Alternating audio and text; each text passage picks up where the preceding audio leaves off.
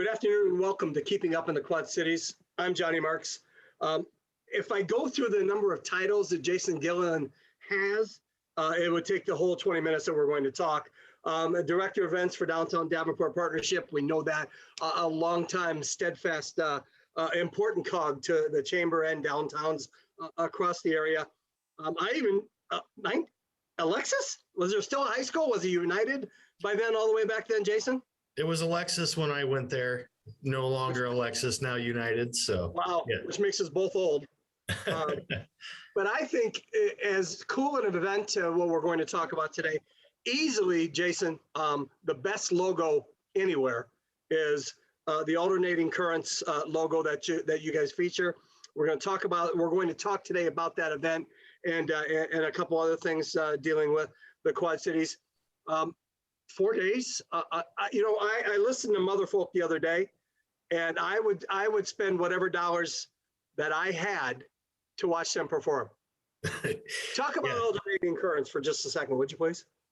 Yeah, sure. Well, I mean, Alternating Currents is something that we kind of stole some ideas from other places. I mean, this is really kind of a small, tiny version of South by Southwest, right? Great call. So we went down there and we checked South by Southwest out and we said, we like parts of this. We're going to bring some of this back to the Quad Cities. We also went up to Mile of Music in Appleton, Wisconsin, which is another great music festival. And so we kind of married those two and put our own spin on it and started it up here. And what I love about Alternating Currents the most is that it's music, film, comedy, art. It's all of these things. It's not just a music festival. It's not just a film festival. There's a little bit of something for everybody, and we can add all kinds of content to it. And there's no way that one person can see absolutely everything that's happening that weekend. Talk for just a second. It's August 19th through the 22nd. Talk for a moment about what I think is unique. And as you mentioned, in a, let's say a music festival setting, if I'm there and I'm there to see someone in particular and another band or whoever it might be doesn't strike my fancy as much as it should or anybody else, I'm stuck. I got to stay.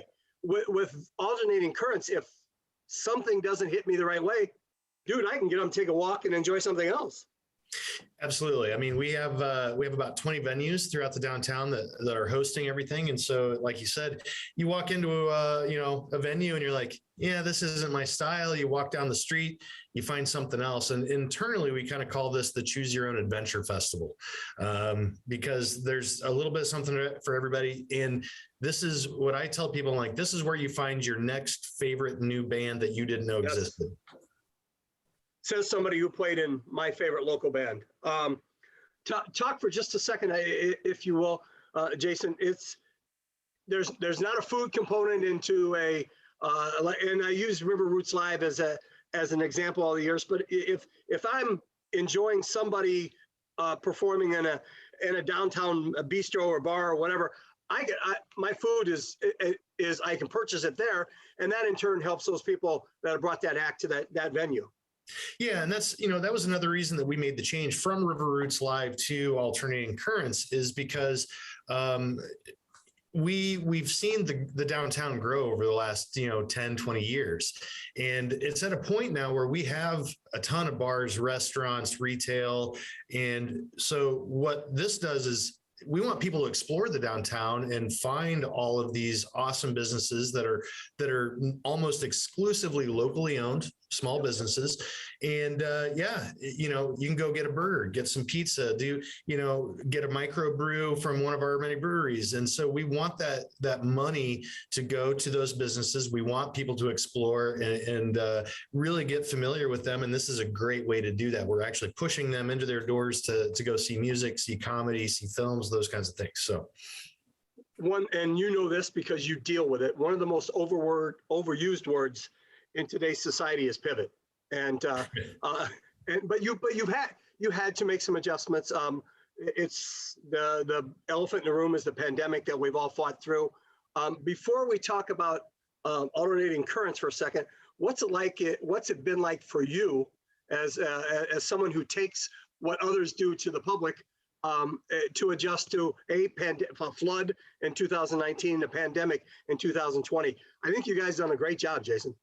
Well, thank you. I mean, we've worked really hard to, do events and create a business culture, in the downtown and make it a place that people want to come and visit.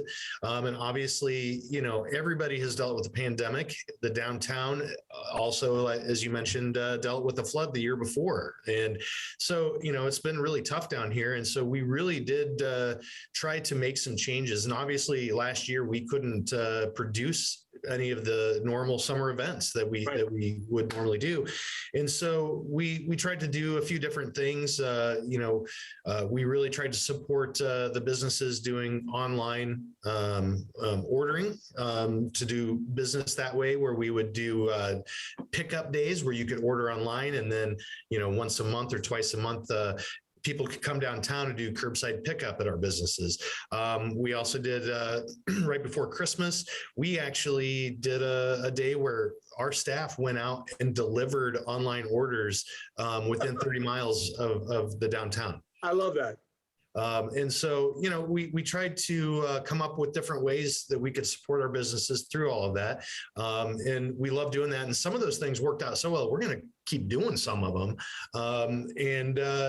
That's in addition to, now that the events are back, we're going to be able to add to that roster. So and I'll use the music side for just a moment. You're bringing bands in from all over, Nashville, et cetera. And then Mother Folk, who I spoke of glowingly earlier. When you reached out to them, are they aware of what a unique music scene we have in the Quad Cities and what they can lend to all that we have here? Or were they all caught by surprise and saying, hey, where is the Quad Cities and what can we do? And are we on the map, Jason? Well, yes, I think we are on the map. We've had a great music scene here for quite a while. And it was, I think, for a long time, fairly overlooked. But I think, people like Sean Mueller really helped change that. I talk to a lot of agents now that are like, oh, yeah, that's, Sean Mueller, Raccoon Motel, those kinds of things. And so, and that does help, because we have had issues in the past where we've had artists are like, I'm not sure if I want to come to Iowa. And because they envision that they're going to be out in a hayfield or a cornfield on a hay rack, but is that a tough sell? Is that a tough sell to let people know that we are 400,000?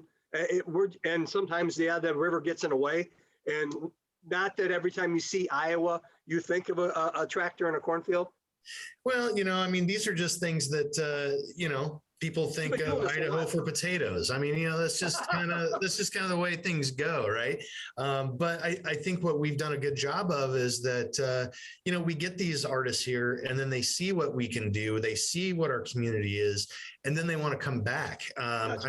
Mother Folk is a good example of that. That's an agent that I've worked with in the past at Alternating Currents. Yep. And the artist had such a good time. They loved the event so much that artist or that agent came to me and said, I have 3 other bands that I want to put on that roster. And so they came to us and said, let's do this. And so that's been great. And that will just get better as we go. Logistically, talk about time frame of putting such a neat over more than one day event. And you've done this before, and I know this is, it might seem like it's falling out of bed to you, but the average Joe doesn't realize the hours, days, weeks, months that go into this. What's that like? Well, so typically, we're going to start working on this event, early winter, Gotcha. November, December, those kinds of things. This year, we had a pretty condensed timeline because it wasn't until mid to late March that we really felt that we could actually do this event. Yeah. And so it was kind of a flurry of emails and phone calls and just try to get everything booked and, go forward. And the nice thing is, unfortunately, because, we didn't have events, but none of these artists have had shows. And so they're all hungry. They want to get out there. They want to start touring. They want to start playing. And so, I had very few no's. hey, we're not available, or we can't do it. Right. It was, yes, sign us up. We want to do this. We want to be a part of this event, because they want to get out and play just as much as we want to hear them. Was that the same response you heard, Jason, from downtown business? And I'll use Davenport as an example. Yes, as soon as we're open, let's go. A cool event. B, and take that a step further. Will you reach to the other side of the river and try to incorporate some events with alternating currents? Yeah, so I guess with the first part of your question, all of the venues, bars, restaurants that we've talked with, I mean, they're all for this. The first year that we did alternating currents, a lot of them were like, we're not sure. We don't really, we don't understand exactly, because nobody had ever done anything like that. Right. After the first year, everybody's like, yep, we're on board. We get it, because they would see these groups of people come in, for the shows, and, they were making money, and it was a cool atmosphere. So, they're all for it. And especially now, after the last 2 years, they want to see anything they can to get more bodies downtown. And then I guess the second part of this is, my kind of overall big dream for Alternating Currents is that this would become a regional festival in the Quad Cities. And we've kind of dabbled in that a little bit over the years. Like Thursday night, we have the Bass Street Landing has their music series. And so we kind of plug that in to Alternating Currents and say, hey, Thursday night, you could go see this band over here, in downtown Moline. And also too, because we're connected into the chamber, we're kind of a division of the Chamber of Commerce. And we have some staff that are working. Jack Cullen is now working on creating a business improvement district in downtown Rock Island. And so he's actually working on some programming for that Thursday night of Alternating Currents in Rock Island. Very cool. And so we'll have all of that on there. Obviously, the vast majority of programming is happening in downtown Davenport, but we're going to baby step our way into this and try to, next year, maybe get some stuff in downtown Bettendorf and more things happening in Moline. So we want this to become a Quad Cities regional festival. And I think it has the potential to do that and be really cool. You have a title, and what that means is just all encompassing for those of us that have watched your work and admire what you've done. It is an endless, glamorous, and thankless position on many days. What drew you to it, and why are you a sleep-deprived person who gets great joy from bringing people from outside the community? What motivates you? Seriously, it can't be sleep. No, I've always loved music. And so a lot of the events I do are focused or have a component of music to them. It's one of those things that a lot of people can all come together on, regardless of, race, creed, color, politics, those kinds of things, And I really enjoy just seeing people come down to an event and have a great time. I really got introduced to this when I was in college. I was on the first campus activities board at St. Ambrose University. And I got to do a couple of the big events. And I thought, wow, this is fun. I love it. It's a great rush. Yeah. And, and so I've always kind of been in that vein and, eventually had the opportunity to do that full time here with the Downtown Davenport Partnership.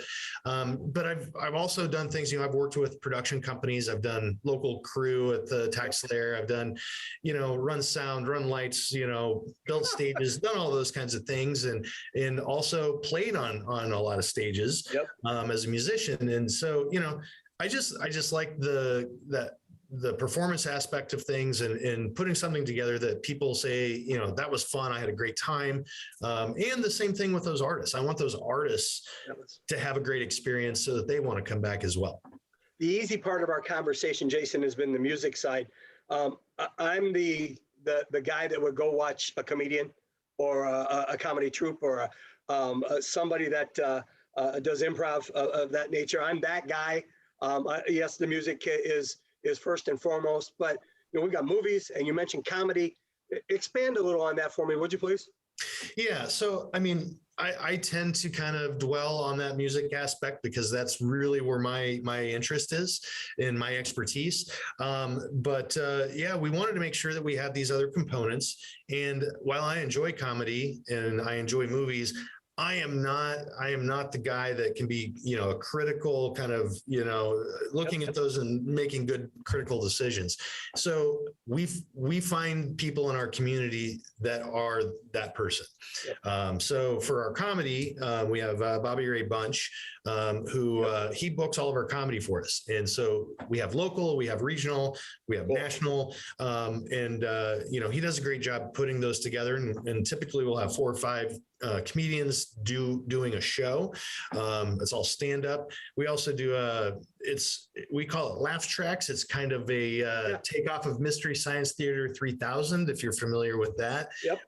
If someone isn't, I highly recommend that you go watch some of those old shows because they're incredible. And it was a staple when I was in college. So, we basically, we show an old B movie and have local comedians kind of make fun of it live while it's happening.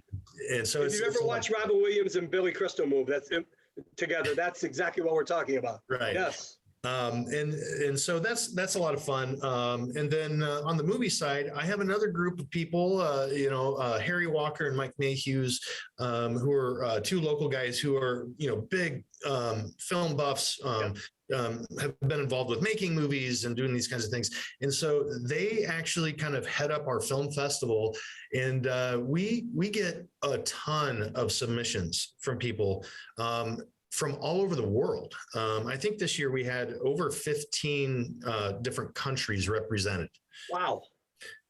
So it is amazing. And it's kind of cool too, because it's another way for this event to showcase some of the, I think, jewels that we have here downtown.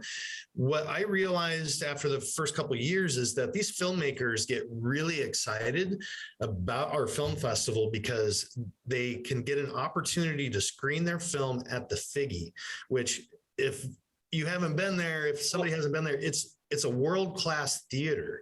And so a lot of times these filmmakers, they don't get opportunities to have their film screened at that level. Right. And so it's just amazing to do that. If I was the average Joe that just walked in and checked the website in the Quad Cities, how would I find out more about alternating currents? So alternatingcurrentsqc.com.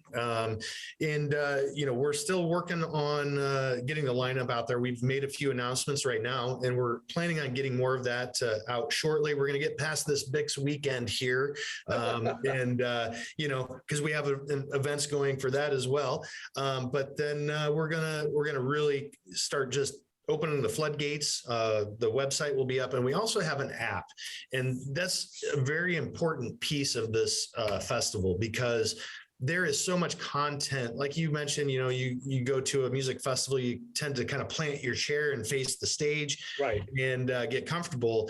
And you can't do that with this event. And so you have to kind of put a little effort in to figure out what you want to see and do. And the app is a great way to do that. And it also has a map. And so if you're not from this area, aren't familiar with all the venues, it will give you walking directions to the different venues. You can listen to music, you can see clips of comedians and movies and all those kinds of things. And so it really is a really good asset to the festival. And we really recommend that is the number one thing you do before you come to the festival is download that app and just explore it before you get here. One last question, Jason. What in the back of your crazy mind of yours is next? Don't reveal too much. What are you thinking about? What would you like to bring to downtown? I don't care, just downtown in itself, but I understand the relationship with Davenport, but what would you like to bring to the Quad Cities, or where would you like to see this event go? Well, again, I think the biggest thing is I want to see this event go regional. I want all of our downtowns involved in this because like you said, we're a community of 400,000 people.